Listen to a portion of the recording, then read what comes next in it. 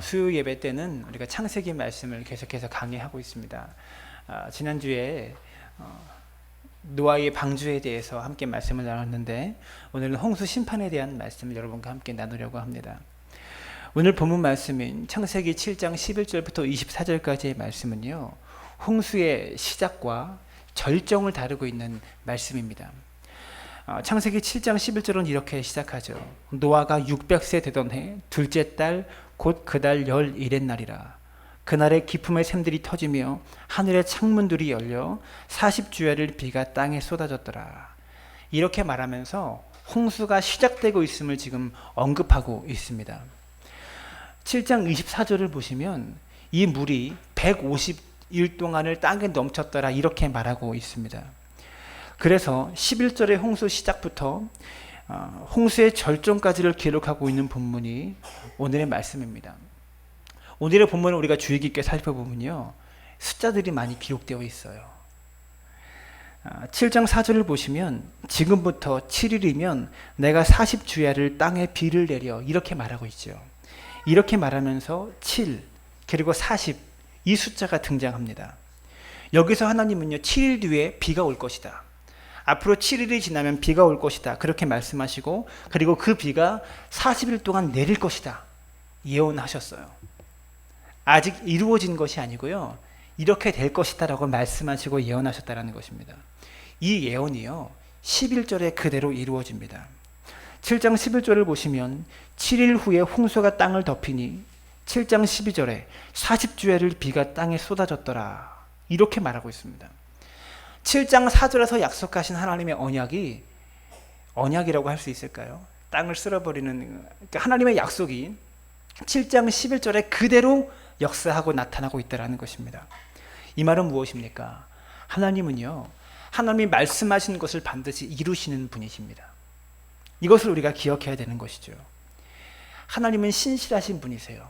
신실하다라는 말의 뜻이 무엇입니까? 변함이 없다, 이런 뜻이에요. 하나님은요, 변하지 아니하시는 분이십니다. 우리를 향한 사랑이 변하지 아니하시고요, 우리를 향한 하나님의 뜻이 변하지 아니하세요. 우리가 이것을 기억해야 되는 것이죠. 하나님은 신실하신데, 여러분, 우리는 신실합니까? 그래요? 저는 신실하게 살았으면 좋겠지만 저는 늘 변해요. 하루에도 마음이 열도 못어서 왔다 갔다 하는 것 같아요. 우리가 그럴 때가 많이 있지 않습니까? 주님은요, 우리를 향한 사랑에 신실하시듯이 우리의 하나님을 향한 사랑도 신실해야 된다는 것이죠. 여러분, 그리스도인들이 어떻게 신실한 삶을 살아갈 수 있을까요? 우리가 하나님의 말씀을 믿을 때, 하나님의 말씀을 믿을 때 우리가 신실하게 살아갈 수 있는 것입니다. 7장 24절을 보시면 물이 며칠 동안 땅을 뒤덮었습니까? 네, 150일 동안 땅을 뒤덮었어요. 그리고 8장 3절을 보시기 바랍니다. 물이 땅에서 물러가고 점점 물러가서 150일 뒤에 줄어들기 시작합니다. 그리고 8장 6절을 보시면 40일이 지나서 노아가 방주에 지은 창을 열고 까마귀를 내놓기 시작하죠. 그런데 이 비가 아까 땅에 며칠 동안 왔다고 했습니까? 40일 동안 왔는데 또 40일이 지나서 방주에서 새를 내보내요. 8장 10절을 보시면 며칠을 기다려서 비둘기를 내보냅니까? 7일을 기다려서 비둘기를 내보내요. 또 마지막 12절을 보시면 8장 12절입니다. 또 7일을 기다려 비둘기를 내보냅니다. 여러분, 홍수 기사에서 지금 숫자들이 계속 반복되고 있어요. 이 숫자가 기억나세요? 여러분, 학교 다닐 때 미술 시간에 데칼코만이라는 걸 해보셨습니까? 학교를 워낙 오래전에 졸업해서 학교 다닌 거 언젠지 기억이 안 나시는 분도 있을 것 같아요. 도화지를 반으로 딱 접고 이 한쪽에다가 물감을 쫙 이렇게 그려서 반 접으면 완전히 대칭이 돼서 딱 나타난 것을 볼 수 있어요. 이 홍수 사건의 숫자가 바로 그렇게 기록되어 있어요. 7, 7, 40, 150, 150, 40, 77, 이렇게 숫자가 완전히 대칭을 이루면서 기록되어 있다는 것이죠. 그러면 이렇게 대칭을 이루고 있는 이 숫자의 한 중간에 어떤 말씀이 있느냐? 바로 8장 1절의 말씀이 있습니다. 8장 1절의 말씀부터 7, 7, 40, 150, 그리고 8장 1절의 말씀을 정점으로 해서 150, 40, 77 이렇게 숫자가 또 기록되어 있더라는 거예요. 8장 1절에 이렇게 말합니다. 하나님이 노아와 그와 함께 방주에 있는 모든 들짐승과 가축을 기억하사 하나님이 바람을 땅 위에 불게 하심에 물이 줄어들었고, 이렇게 말합니다. 여기에 하나님의 행위가 드러나요. 하나님께서 노아와 함께 방주에 있는 가축과 들짐승을 기억하셨다, 이렇게 말하고 있어요. 기억하셨다. 비가 40일 동안 내리고요, 150일 동안 물을 탁 뒤덮고 있는 가운데 땅에 있는 모든 것들은 다 죽었어요. 마치 하나님이 하나도 기억하지 못하시는 것처럼, 내가 언제 너희를 창조했냐, 내가 언제 너희를 만들었냐, 하나도 기억하지 못하시는 것처럼 다 쓸어버리셨어요. 그런데 하나님께서 8장 1절에 150일 동안 물이 땅에 뒤덮이고 있는 이 가운데 방주 안에 있는 노아와 들짐승들을 기억하셨습니다. 하나님께서 노아와 가축들을 기억하셨다라는 그 순간에 150일 동안 가득한 물이 빠지기 시작했다는 거예요. 이것을 우리가 기억해야 됩니다. 하나님께서요, 방주 안에 있는 노아를 기억하셨던 것처럼 우리 성도님들 한 분 한 분을 기억하신다는 것을 믿을 수 있기를 바랍니다. 사람은요, 나를 잃어버릴 수 있어요. 내가 아무리 많은 은혜를 베풀고 많은 도움을 줘도 사람은 나를 잃어버릴 수 있습니다. 그러나 하나님은요, 나를 잃어버리지 않으세요. 우리가 사람 의지해봤자 사람은요, 정말로 필요한 순간에 없어요. 여러분, 우리 남편이 늘 우리와 함께 있지만 죽음의 문제 앞에 남편이 내 곁에 있을 수 있습니까? 정말로 필요한 순간에 사람은 없다고요. 그러나 하나님은요, 죽음의 그 순간에도 우리와 함께 계십니다. 이것을 기억해야 되는 것이죠. 인생도 그렇습니다. 물이 땅을 덮은 것처럼 물이 우리를 뒤덮을 때가 있고요, 물이 빠질 때가 있어요. 바다도 밀물이 있고 썰물이 있듯이 그렇습니다. 하나님께서 노아를 기억하셨던 것처럼 예수 그리스도 안에서 우리를 기억하신다라는 사실을 잊지 말기를 바랍니다. 하나님께서 우리를 기억하셨던 그 순간에, 주님이 우리를 기억하시는 그 순간에 물이 빠지기 시작하는 거예요. 우리를 덮고 있는 문제가 조금씩 해결되기 시작한다는 것입니다. 이따 말하겠지만, 그런데 시간이 걸립니다. 하나님께서 우리를 기억하셔도요, 시간이 걸려요. 150일이 걸렸잖아요. 이것을 기억할 수 있기를 바랍니다. 그래서 이 기간 동안에 인내해야 되는 거예요. 믿음의 반대말은 무엇이냐? 반대말이라기보다 믿음과 함께 꼭 동반되어야 되는 것이 무엇이냐? 인내입니다. 믿음이 있다라는 말은요, 인내한다라는 말과 같아요. 성경은 인내를 온전히 이루라, 이렇게 말씀하십니다. 믿음의 열매는 인내고요, 인내가 있어야 그 사람이 믿음이 있는 사람이 되는 것입니다. 삶의 고난과 어려움 속에서 인내하지 못하면 믿음을 버리게 되는 것이죠. 7장 11절을 보시기 바랍니다. 이렇게 말하죠. 우리 한번 다 같이 읽어볼까요? 7장 11절 시작. 노아가 600세 되던 해 둘째 달 곧 그 달 11의 날이라. 그날에 기쁨의 샘들이 터지며 하늘의 창문들이 열려. 노아가 방주에 들어간 날이요, 노아가 600살 되던 날 2월 17일이라고 기록하고 있어요. 8장 13절을 보시면 601년 첫째 달 곧 그 달 초하루 날에 땅 위에서 물이 거친지라, 이렇게 말하고요. 둘째 달 20일의 날에 땅이 말랐더라. 그러니까 601년 6월 27일 날 땅이 마른 것이죠. 이때 노아가 방주에서 나옵니다. 601년 2월 27일에 방주에 들어간 날이 600년 2월 17일이고요. 방주에서 나온 날이 601년 2월 27일이에요. 1년하고 11일을 방주 안에서 견딘 거예요. 방주는요, 창문이 없어요. 그리고 역청으로 다 발려있어서 완전히 방수가 됩니다. 이 말은 뭐예요? 빛이 전혀 들어오지 않는 거예요. 하늘에 창문이 있는데요, 그 당시에 창문이 유리창이 아니었어요. 유리창이 어디 있습니까? 3층 위에 창문이 있는데 그 창문은요, 문이었어요. 이것도 완전히 방수가 된, 물이 새지 않도록 완전히 방수된 역청으로 다 발려진 그런 문이었어요. 나무 문. 그 문을 연 거예요. 그러니까 이 문을 닫으면 빛이 전혀 없는 거죠. 아무것도 보이지 않습니다. 그리고 이 방주 안에 얼마나 많은 동물이 많이 있었겠어요. 암수 2쌍씩, 그리고 정결한 짐승 7쌍씩, 예배에 사용되고 제사에 사용되는 짐승 7쌍씩 태웠잖아요. 이 짐승들이 짐승들은요 극한 상황이 오면 뭘 하죠? 겨울이 오면 겨울잠을 자잖아요. 아마 방주 안에서 엄청난 지구의 대격변이 왔기 때문에 잠들었을 것이다 라고 말하지만, 잠들어도 동물들이 내는 냄새와 가스와 그 배설물, 이게 얼마나 많겠어요. 아무리 잠들었다고 해도. 1년하고 11일 동안 문이 완전히 닫혀 있었잖아요. 여러분, 이 속에서 사람이 산다는 것이 가능해요? 얼마나 힘들겠어요. 고양이 한 마리만 키워도 냄새가 얼마나 나는데요. 집에 개 한 마리만 있어도 개 배설물이 얼마나 냄새가 심합니까? 아마도 이보다 더한 감옥은 없었을 겁니다. 그러면 노아가 이것을 어떻게 견딜 수 있었을까요? 노아가 150일 동안, 40일 동안 비가 내리고 150일 동안 물이 가득하고 막 견딜 수 없는 그 순간에 하나님께서 말씀하신 거예요. 내가 너를 기억한다. 내가 너와 함께한다. 내가 너를 기억하고 있다. 아마도 하나님께서는 나를 기억하고 계신다. 나를 잊지 않고 계신다. 이것을 믿었기 때문에 어둠 속에서도 노아는요, 하나님을 믿는 믿음으로 견딜 수 있었던 것입니다. 여러분, 이것은 굉장히 단순한 것이지만요, 쉬운 믿음의 고백인 것 같지만 정말로 우리의 삶 가운데서 이것을 믿기는요 쉽지가 않은 것입니다.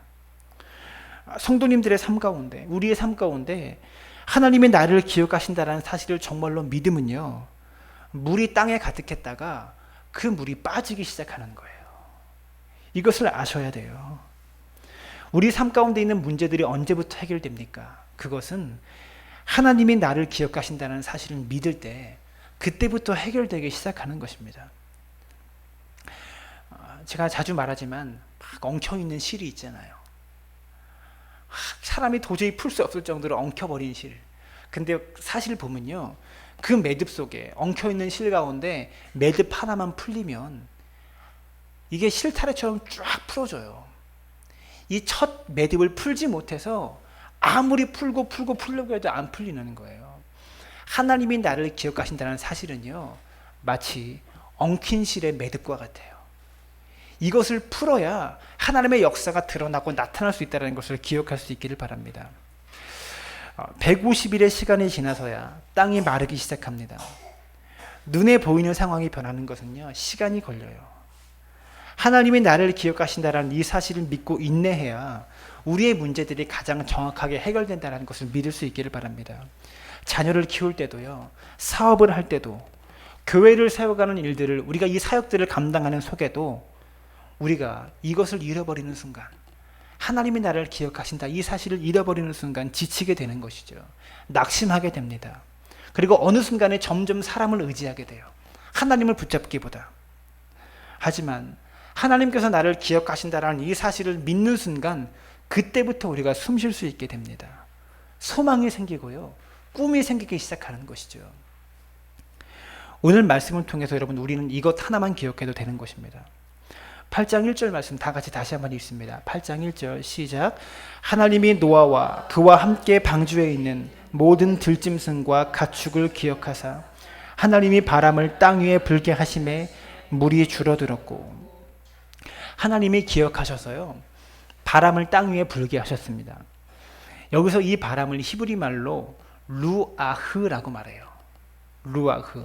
헬라어로는 푸뉴마 이렇게 말하고 있습니다.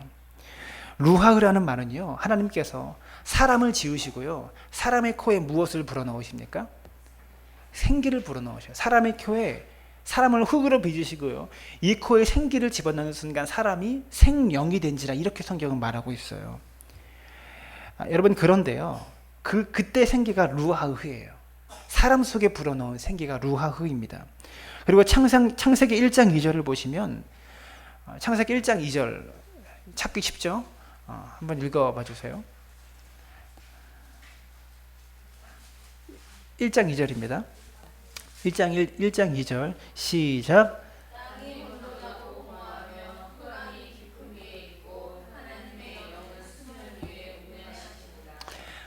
온 천지 만물이 창조되기 이전에 땅이 공허하고 혼돈하며 하나님의 신은 수면 위를 운행하시더라. 여기서 말한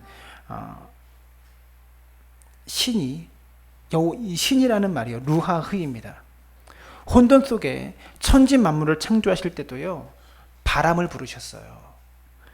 그런데 하나님께서 노아의 홍수를 통해서 세상을 창조하시면서, 세상을 창조하신 것이 아니라 창조하신 세상을 다시 엎으십니다. 그리고 노아의 홍수를 통해서 새 창조를 시작하세요. 이 새 창조를 시작하실 때 또 바람을 불게 하셨다는 거예요. 창조의 시작에도 바람으로 시작하셨고요. 또한 사람을 만들 때도 바람으로 마무리하셨고요. 사람을 창조하실 때도 하나님께서 창조하신 죄가 관영한 사람의 죄악 때문에 창조하신 것을 다 엎으시고 노아의 홍수를 통해서 또다시 새 창조를 시작하실 때도 바람으로 시작하셨다는 거예요. 하나님의 바람. 신약 성경에는 이 바람을 푸뉴마라고 말하는데요. 이 푸뉴마가 영어로 스프릿입니다. 영. 하나님의 영. 이것을 기억해야 된다는 것이죠. 우리 성도님들의 심령 속에 하나님의 바람이 불게 되기를 소원합니다. 그리고 이 땅에 하나님의 바람이 불어오기를 바랍니다. 이 악하고 혼돈스러운 세상 속에 성령의 바람이 불어오게 되면 새 창조의 역사가 시작되어진다는 것이죠. 사랑하는 여러분, 나는 하나님을 잊을 수 있지만 하나님은 나를 절대로 잊지 않으십니다. 이것을 기억하는 순간에 우리의 마음속에 성령의 바람이 불기 시작한다는 거예요. 그리고 그 바람을 통해서 우리의 인생에 새 창조의 역사가 시작된다는 것을 기억할 수 있게 되길 바랍니다. 그리고 7장 11절 오늘 본문의 시작을 보시면 그날에 큰 기품의 샘들이 터지며 하늘의 창문들이 열려 이렇게 말하고 있습니다. 기품의 샘들이라는 표현은요, 지표면 아래에 있는 샘들이 솟구쳐 올라오기 시작한 거예요. 궁창 위에 있는 물만 땅에 떨어진 것이 아니고요, 이 땅에 있는 샘들, 지하수까지 다 터져버린 거예요. 위에서만 쏟아진 것이 아니라 궁창 아래에 있는 땅속에 있는 물까지 다 쏟아져 올라온 것입니다. 그리고 11절에는 그날에라는 말이 있어요. 그날에. 그런데 이 단어가요, 13절을 보시면 뭐라고 말합니까? 곧 그날에. 여러분 성경에도 그렇게 나오죠? 13절. 네, 고개를 좀 끄덕여 주세요. 안 나오는 것 같잖아요. 네, 곧 그날에. 이 그날이 계속 강조되고 있어요. 두 번이나. 그날에가 강조되고 있다는 것이 여러분 보이실 겁니다. 구약에서 그날이라는 표현은요, 구속사적으로 매우 중요한 사건을 말할 때 그날이라고 말했습니다. 창세기 17장 23절을 보시면 아브라함이 할례를 받던 날이 있어요. 이것이 굉장히 중요한 날입니다.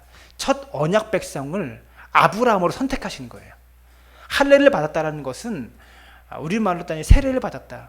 이제 그리스도인이 되었다. 이제 하나님을 믿는 의인이 되었다. 이것을 뜻하는 것이거든요. 처음 세례받고 처음 할례받고 그런 사람을 아브라함이 처음 할례받았던 날이에요. 그것을 그날이라고 표현하고 있어요. 하나님과 언약을 맺은 날을 그날이라고 표현하는 것입니다. 출애굽기 12장 41절을 보시면 430년이 끝나는 그날에 여호와의 군대가 다 애굽 땅에서 나왔은즉 이렇게 말합니다. 그날이라는 표현이요, 출애굽기에서는 출애굽 사건을 가리키는 의미로 사용되었어요. 이스라엘 백성이 출애굽을 얼마나 기다렸습니까? 애굽을 탈출하기를. 구속사적으로 매우 의미가 있는 날을 그날이라고 표현했다고요, 성경에서는. 신명기 32장 48절에 모세가 죽던 날을 그날이라고 표현했습니다. 매우 중요한 날, 구속사적으로 우리를 구원하신 구속사적인 흐름 속에 매우 중요한 날을 그날이라고 표현했어요. 신약 성경에 와서는요, 이 그날이 예수님의 재림의 날을 가리킵니다. 마태복음 7장 22절에서 이렇게 말합니다. 그날에 많은 사람이 나더러 주여 주여 우리가 주의 이름으로 선지자 노릇하며 주의 이름으로 귀신을 쫓아내며 주의 이름으로 많은 권능을 행하지 아니하였나이까. 그날은요, 여기서 그날은 예수님께서 재림하시는 날을 의미하는 거예요. 마가복음 13장 32절에서는 그러나 그 날과 그때는 아무도 모르나니 하늘에 있는 천사들도 아들도 모르고 아버지만 아시느니라. 그날과 그때는 신약 성경에서 다 거의가 대부분이 예수님의 재림의 날을 말하고요, 구약 성경에서는 이스라엘의 구원사에 있어서 정점을 찍는 중요한 날을 다 가리킵니다. 여러분, 이 날이 다가오고 있다는 것을 믿을 수 있게 되길 바랍니다. 마지막 날, 그날, 심판의 날, 재림의 날이 다가오고 있다는 것을 믿어야 되는 것이죠. 이 날은요 반드시 옵니다. 예수님도 그리고 제자들도 모두 이 날이 임박했다라는 것을 성경을 통해서 우리에게 가르쳐주고 말씀하고 있는 것입니다. 홍수가 시작됐던 날에 여러분 노아 홍수 시대의 사람들이 무엇을 했을까요? 아마 노아를 비난했을 거예요. 홍수가 시작돼서 비가 내리기 시작하는 그 순간까지도 아마 사람들은 노아를 비난했을 것입니다. 정신 나간 사람 취급했을 거예요. 여러분 방주는 제가 얘기하지 않았습니까? 교회를 상징한다고. 어쩌면 이 시대에 하나님의 교회를 우리가 함께 세워간다는 것은요, 세상 사람들이 보기에는 정신 나간 사람으로 취급될 수 있습니다. 우리 성도들에게 어떤 권사님이 전화했다며요. 개척교회 하지 말라고. 우리 성도들에게도 힘들다고. 교회를 세워간다는 것이 그렇게 힘든 거예요. 그렇게 어려운 거예요. 세상에서 볼 때 노아의 방주를 짓던 노아만큼 정신 나간 사람으로 취급될 수 있을지도 모릅니다. 예수님께서는 마태복음 8장에 팔복들에 대해서 마태복음 7장부터죠. 팔복에 대해서 산상수훈을 가르치면서 말씀하셨습니다. 여기에 나타나는 말씀들을 보면요, 세상적으로 볼 때는 절대 복이라고 말할 수 없는 말씀들이에요. 심령이 가난한 자는 복이 있고, 의에 줄이고 목마른 자가 복이 있고, 핍박받는 자가 복이 있다. 말도 안 되죠. 가난한 게 복입니까? 여러분 배고파서 줄이고 목마른 게 어떻게 복이 돼요?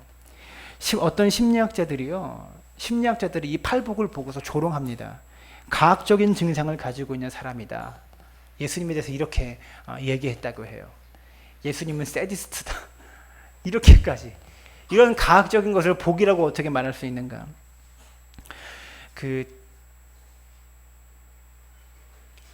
뭐랄까요? 예수님은요 마치 이런 것 같아요. 백화점에서 가장 비싼 옷, 뭐 100만 원짜리 옷도 있을 거 아니에요. 근데 가장 싸구려 옷, 5천 원짜리 옷 이런 것도 있잖아요. 없나요? 백화점에는? 이 5천 원짜리 옷의 가격표를 가지고 100만 원짜리 옷에 붙여놓은 것 같아요. 예수님은 세상에서 가치 있는 것을 가지고요 가치 없다고 말하고요, 세상에서 가치 없는 것을 가지고 가치 있다고 말씀하셔요. 예수님의 가격표는 우리가 생각하는 가격표와 전혀 다른 것 같습니다. 어떻게 심령이 가난한 자가 복이 돼요? 어떻게 의에 줄이고 목마른 것이 복이 되고 어떻게 핍박받는 것이 복이 될 수 있습니까? 십자가 형벌은요, 당시에 로마 사람들에게는 절대로 부과하지 않았던 형벌이었다고 합니다. 로마인들은 십자가를 말하는 것조차 싫어했어요. 십자가에 대해서 얘기하는 것조차도 혐오스럽게 생각했던 사람들이에요. 십자가에 달려 죽는 것은 로마인은 당하지 않았고, 유대인들이 만약에 이런 형벌을 받는다면 그는요 저주받은 거였습니다. 그리고 십자가 죽임을 당한 사람은요 반드시 길거리에 그냥 그 시체가 버려져서 들깨와 들짐승들의 먹이가 되었어요. 저주받는 것이었습니다. 그런데 예수님께서 이렇게 말씀하시는 거예요. 나를 따르려거든 자기 십자가를 지고 자기를 부인하고 나를 따르라. 이렇게 말씀하는 거예요. 여러분 이게 이해가 되세요? 가격표가 완전 바뀐 거죠. 완전 말도 안 되는 가격표를 갖다 붙이신 것입니다. 이것은 기존의 가치체계를 완전히 바꿔버리는 거예요. 여러분과 제가 하나님의 말씀에 따라 교회를 세워간다는 것은요, 사람들의 조롱을 받던 노아가 방주를 짓는 것과 같은 것입니다. 저는 그렇게 생각합니다. 우리는 어떤 의미에서 세상의 조롱을 받아야 됩니다. 그렇게 조롱을 받을 정도로 말씀을 따라 순종하며 산다는 것은 대가가 필요한 것이고 매우 위험한 것이다. 또한 그리스도를 따라 산다는 것은요 대가를 필요로 하는 것입니다. 십자가를 짊어지는 대가를 필요로 하는 것이죠. 예수 그리스도를 믿는 길은 좁은 길을 가는 것입니다. 자기를 부인하는 길입니다. 자기 부인을 즐기는 사람은 한 사람도 없어요. 저 역시도 즐기지 않습니다. 그런데 하나님께서 우리에게 은혜를 주셔서요 이상한 것을 느끼기 시작합니다. 자기를 부인할 때 기쁨을 느끼기 시작해요. 심령이 가난함을 볼 때, 너무나 가난하고 내 마음이 하나님의 말씀에 굶주리고 하나님의 은혜에 굶주림을 볼 때 기쁨을 느끼기 시작하는 거예요. 기도하다 보면 이전에는 내가 짊어져야 되는 십자가가 너무 끔찍하고 혐오스러웠는데 기도하다 보니까 나에게 저런 십자가를 주셔서 감당하고 싶은 마음이 생기는 거예요. 여러분, 우리 가정에서도 우리가 짊어져야 될 십자가가 있잖아요. 교회에서도 우리가 짊어져야 될 십자가가 있습니다. 직장에서도 우리 삶의 어느 곳에든지 내가 져야 되는 십자가가 있어요. 그런데 이전에는 그 십자가가 혐오스럽고 부담스럽게 느껴졌지만 주님을 만나고 그것을 감당하고 싶은 마음이 생기게 되는 것입니다. 여러분이 사랑나무 교회를 다니면서 조금씩 이상해지고 있다는 걸 느끼십니까? 안 느껴지세요? 저희 부모님만 봐도 그전에는 수예배도 안 나왔거든요. 금요일도 안 나오셨거든요. 나오기 시작해요. 그전에는 교회에서 봉사하지도 않고 전도도, 오늘 제가 가을에 미용실에 갔는데 열심히 전도하고 있더라고요. 미용실에서 미용하시면서 이렇게 하시면서 열심히 전도하신대요. 여러분이 조금씩 바뀌고 있다는 것, 이상해지고 있다는 것. 오늘 우리 권수영 자매님도 더치커피 가지고 전도하시더래요. 여러분이 교회를 다니면서 우리 사랑나무 교회에 출석하면서 조금씩 바뀌고 있다는 거, 이상해지고 있다는 거 아세요?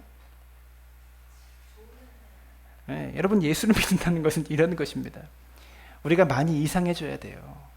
정말로 십자가를 자랑스럽게 생각하고 십자가를 짊어지는 기쁨을 느낄 수 있는 믿음의 사람 되시기를 바랍니다. 마태복음 24장 37절부터 39절에 이렇게 말합니다. 노아의 때와 같이 인자의 임함도 그러하리라. 홍수전에 노아가 방주에 들어가던 날까지 사람들이 먹고 마시고 장가들고 시집가고 있으면서 홍수가 나서 그들을 다 멸하기까지 깨닫지 못하였으니 인자의 임함도 이와 같으리라. 예수 그리스도께서 재림하시는 그날에도 사람들이 깨닫지 못할 것이다. 이렇게 말씀하고 있습니다. 사람들은요, 문제의 심각성을 깨닫지 못해요. 정말 사람이 어리석습니다. 여러분과 저는 문제의 심각성을 깨닫고 있는가? 이것을 생각해 볼 수 있기를 바랍니다. 그리스도인의 신앙을 한마디로 정의한다면요, 여러 가지 정의를 내릴 수 있지만 가장 중요한 것이 종말 신앙입니다. 종말. 이 세상에 종말이 있다. 이것을 믿어야 되는 거예요. 노아의 신앙이 바로 종말 신앙이라고 할 수 있습니다. 무드셀라의 이름이 무엇입니까? 하나님의 심판. 이것을 의미하는 거예요. 무드셀라라는 이름을 부르면서 하나님의 심판이 임한다. 노아는 늘 이것을 기억했던 거예요. 그런데 무드셀라가 죽는 날에 바로 홍수가 시작되기 시작합니다. 예수 그리스도께서 이 땅에 초림하신 사건을 종말의 시작이라고 말할 수 있어요. 종말은 이미 시작된 것입니다. 그리고 종말의 시작은 예수님의 재림의 때에 이제 완성되어지는 거예요. 우리는 종말의 시작과 종말의 완성 사이를 살고 있는 그런 사람인 것입니다. 여러분, 세상의 끝날은 반드시 있어요. 세상 사람들은요, 이 종말을 가장 회피합니다. 이 종말을 기다리지 않아요. 그런데 그리스도인들은요, 이 종말을 기다리는 것입니다. 왜 그렇습니까? 그리스도께서 이 종말의 때에 모든 것을 역전시키기 때문에 그렇습니다. 우리는 그동안 세상이 말하는 가치가 없는 것들을 붙잡고 살았어요. 그런데 이 종말의 때에 우리가 붙잡은 가치가 없는 것들을 예수님께서 가장 가치 있는 것이다, 가장 값진 것이다 라고 말씀하여 주시는 때, 인정하여 주시는 때, 모든 가치가 역전되는 순간이 바로 종말의 때이기 때문에 그렇습니다. 이것을 의식하며 살아가는 것을 종말 신앙이라고 합니다. 그리고 이것을 의식하는 사람만 깨어서 기도할 수 있고 거룩하고 흠이 없는 삶을 살아가는 이유와 능력을 경험하게 되는 것입니다. 여러분, 세례 요한의 소명이 무엇이었습니까? 세례 요한은요, 예수님의 초림을 광야에서 외쳤습니다. 예수님께서 이 땅에 오실 것이다, 초림하실 것이다, 이것을 광야에서 외쳤어요. 그리고 예수님의 소리로 살아갑니다. 그러면 이미 시작된 종말과 앞으로 완성될 종말 사이를 살고 있는 우리의 사명은 무엇입니까? 세례 요한처럼 예수님의 재림을 외치는 사람이 되어야 돼요. 세례 요한이 예수님의 초림을 외쳤던 것처럼 우리는 제2의 세례 요한으로서 예수님의 재림을 외치는 자가 되어야 한다는 것이죠. 우리의 소명은 그것입니다. 주의 길을 평탄케 하는 것이 세례 요한의 역할이었던 것처럼 이 땅에 재림하실 주님의 길을 평탄케 하는 것, 이 땅에 재림하실 주님의 길을 예비하는 것, 그것이 우리의 소명이다라는 것입니다. 여러분, 우리는요, 이 일을 이루기 위해서 돈 버는 것이고요, 이 일을 이루기 위해서 공부하고 건강해야 될 이유도 바로 여기 있는 것입니다. 우리가 그런 말을 하죠. 건강해야 할 수 있어. 건강이 최고야. 건강해야 모든 게 다 가능한 거야. 건강 이전에 더 중요한 게 있어요. 소명이 없으면 건강도 필요 없습니다. 내가 무엇을 위해 살아야 되고, 내가 왜 살아야 되고, 내가 무엇을 붙잡고 살아야 하는가, 이것을 모르면 아무리 건강해서 열심히 살아봐도 종말의 때에, 재림의 때에 다 필요 없는 것이 된 거예요. 이것을 기억할 수 있게 되기를 바라요. 종말에 대한 가르침의 핵심은요, 종말의 때를 아는 것이 아니에요. 언제 종말하는가, 이것을 아는 것이 종말의 가르침의 핵심이 아닙니다. 언제 종말할 것이다, 언제 예수님 재림하실 것이다, 이것을 말하면 다 사입이고 다 이단입니다. 종말에 대한 가르침의 핵심은요, 종말에 대한 이해입니다. 종말이 무엇인지를 이해하라는 것이죠. 이 종말을 이해하는 사람은 어떻게 해야 됩니까? 늘 깨어서 순종함으로 종말을 준비하는 자입니다. 이것을 이해해야 되는 거예요. 언제 주님 그날이 도적같이 임한다고 하셨어요? 노아의 홍수 시대 때 이스라엘 백성들이 제가 굉장히 당황했네요. 노아 홍수 시대 때 그 당시를 살았던 사람들이 언제 홍수 심판이 임한다는 것을 알 수 없었어요. 알지 못했어요. 그러나 그때는 반드시 임했습니다. 도적같이 오는 거예요. 도적같이 오는 것입니다. 그래서 늘 순종함으로, 하나님을 바라봄으로 종말을 준비해야 되는 거예요.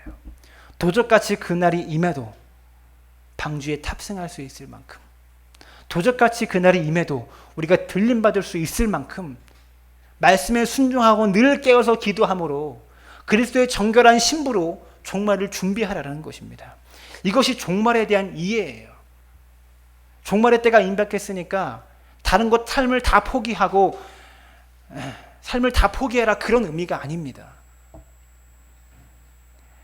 종말의 때가 언제 올지 모르기 때문에 우리는요, 늘 말씀 앞에 깨어서 순종할 수 있는 믿음의 사람이 되어야 하는 것이죠.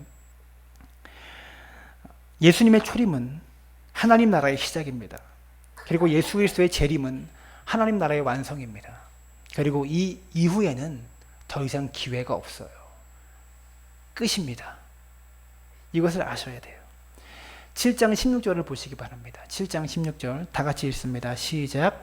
들어간 것들은 모든 것의 암수라. 하나님이 그에게 명하신 대로 들어가매 여호와께서 그를 들여보내시고 문을 닫으시니라. 문을 닫으셨어요.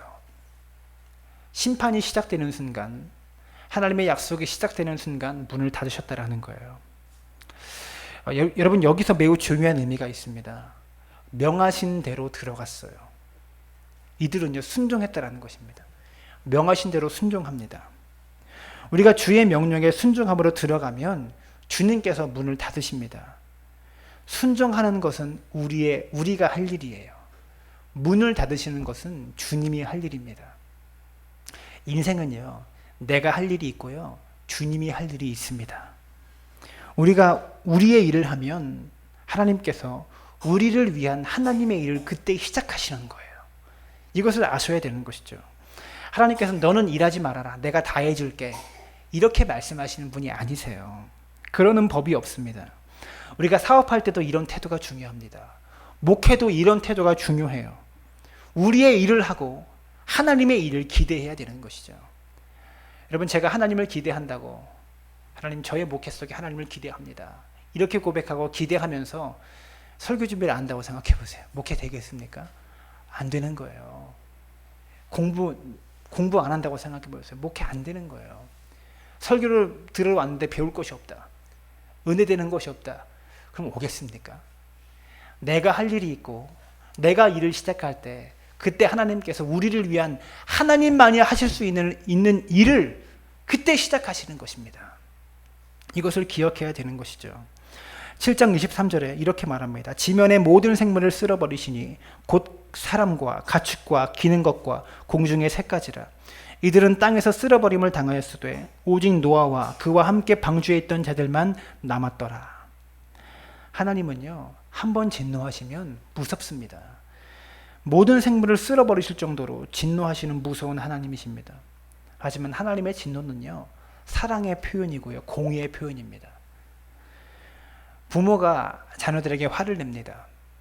혼내기도 하죠. 그 호통과 혼냄 속에, 그 분노 속에는 무엇이 담겨 있습니까? 자식에 대한 사랑이 담겨 있는 거예요.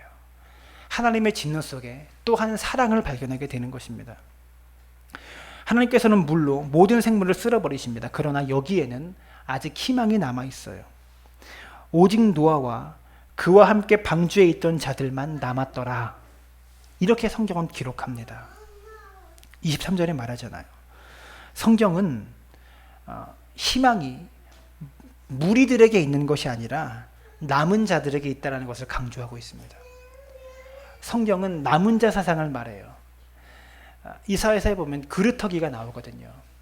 나무가 잘라졌어요. 그런데 그 그루터기는 아직 남아있다라고 말하고 있어요. 그 말은 무엇입니까? 아직 뿌리가 살아있다라는 거예요. 나무의 대부분은 다 죽었지만 아직 뿌리가 살아있다. 남은 자가 있다라고 말씀하고 있다는 것입니다. 성경은 희망이 무리에게 있는 것이 아니라 남은 자들에게 있다라고 말하고 있습니다. 방주에 있었던 8명. 여러분, 그 당시에 인구수가 얼마였는지는 모르겠어요. 지금은 70억 정도의 인구가 있는데 그 당시 전 세계 인구가 얼마인지는 모르겠습니다. 8명 남았어요. 그런데 이들을 통해서 또 새 일을 하나님은 시작하십니다. 이 8명은요, 마치 그 당시의 인구 속에 겨자씨 하나과 같은 것 아니겠어요? 겨자씨만 하다고 할 정도로 가장 작은 거예요. 우리는 뭐 콩알만 하다고 하잖아요. 우리 표현으로는 작은 것을 이야기할 때 그렇게 말하지 않습니까? 콩알만 하다. 근데 겨자씨는 콩알보다 훨씬 작대요. 근데 겨자씨는 특징이 있습니다. 이 겨자씨 한 알이 땅에 심겨지면요, 이 크기가 6조배 정도로 성장한대요. 이 겨자씨보다 6조배 커진대요. 그 정도까지 자란다고 합니다. 하나님은요, 겨자씨 한 알처럼 남은 자들을 찾으시는 거예요. 이 악한 세대 속에. 여러분, 갈수록 교회가 탄압받고 있습니다. 목회자들의 잘못이죠. 목사도요, 남은 자가 있는 거예요. 뭔 말인지 이해가 되세요? 성도도요, 남은 자가 있어요. 기독교의 가치관과 뭐랄까 신앙의 기본적인 것들이, 신앙의 기본적인 밸런스들이 다 무너지고 있는 그런 시대 아닙니까?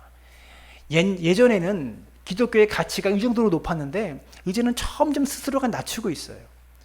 목회자도요, 점점 타락하고 있지만 남은 자가 있어요. 여러분, 제가 남은 자가 되기를 바랍니다. 교회도 성도도 마찬가지예요. 세상의 모든 사람들이 예수를 믿는다 하지만 한쪽 발은 세상에 담그고 미지근하게 살아갑니다. 남은 자가 있어요. 남은 자가 되세요. 여러분, 제 설교를 자랑하는 게 아니고요, 좀 특이하지 않습니까? 축복에 대해 이야기하지도 않고, 뭐 예수 믿으면 잘 된다 이런 거를 잘 얘기하지도 않고, 그런데도 여러분 들으시면서 여러분 앉아 계셔 주신 여러분이 참 신기해요. 근데 저는 이것이 바른 것이라고 확신합니다. 이것이 신앙의 옳은 길이라고 확신합니다. 예수 믿으면 축복받습니다. 잘 됩니다. 라고 말하면 많은 사람을 모을 수 있을지는 몰라요. 사람들이 많이 불러오고요, 강단에서 강하게 선포하고, 뭐 믿습니까? 뭐 이러면 복이 임할 것입니다. 믿습니까? 라고 소리치고 외치면 많은 사람들이 모일 수 있을지는 몰라요. 그럴지는 모르지만, 뒤에서 권사님 웃으시는데, 그럴 수 있을지는 모르지만 알곡은 키울 수 없을 것 같아요. 쭉정이는 많아질 수 있을지 모르지만 알곡들은 없을 것 같아요. 사랑하는 여러분, 알곡과 같은 성도들이 되어질 수 있게 되기를 바랍니다. 주님은 이런 남은 자를 찾으신다라는 것이죠. 성경에서 말하는 남은 자 사상이라는 것이 무엇일까요? 나는 씨앗으로, 이 남은 자로 마지막에 남겨진 하나님의 희망이다. 노아 방주 안에 있는 8명과 같은 마지막 남은 하나님의 희망이다. 이것을 기억하는 것입니다. 말씀의 결론을 맺겠습니다. 노아 방주 안에서 생존했던 8명의 사람처럼, 그리고 이들을 통해 새 창조가 시작되어진 것처럼 나는 씨앗으로, 남은 자로, 겨자씨처럼 이 땅에 보내진 사람이다. 이것을 생각하는 사람입니다. 우리가 씨앗이 되어서 죽음으로 말미암아 많은 열매를 맺는 사람, 노아의 방주 안에 있었던 남은 자와 같은 사람들. 하나님 나라의 꿈은 바로 이런 그리스도인들을 통해서 이루어진다라는 것이죠. 세상이 홍수로 뒤덮여도, 죄악으로 뒤덮여도 여전히 세상에 희망은 있습니다. 노아의 방주 안에 있던 8명과 같은 남은 자들이 있기 때문에 그렇습니다. 겨자씨를 생각하면요, 이 8명을 생각하면 우리가 결코 작은 숫자가 아닙니다. 우리가 주일날 예배드리는 인원을 생각하면 30명 정도 되잖아요. 결코 작은 자가 아닙니다. 8명으로 새 창조의 역사를 시작하셨던 것처럼 우리 사랑나무 교회를 통해서 하나님은요, 새 창조의 역사를 시작하실 수 있으세요. 6조배까지 자라는 이 겨자씨처럼 우리가 이렇게 성장할 수 있게 되길 바랍니다. 많은 무리가 모이는 것도 중요하지만 우리가 감당하는 사역의 범위, 지역사회를 품고 지역사회와 함께 숨쉬는 교회, 그런 교회가 될 수 있게 되길 바랍니다. 우리의 사역의 범위가 점점 6조배처럼 넓어지는 그런 은혜가 있기를 바라고, 우리 교회의 사이즈가 아니라 사역의 사이즈가 넓어지는 교회가 되는 교회, 이것이 저의 꿈이고 우리 모두가 꿈꾸는 교회의 모습입니다. 나는 씨앗이다. 하나님께서는 씨앗과 같은 나를 기억하신다. 이것을 늘 생각하시고 남은 씨앗으로 겨자씨처럼 열매 맺는 믿음의 사람들 되어지시기를 주님의 이름으로 축원합니다.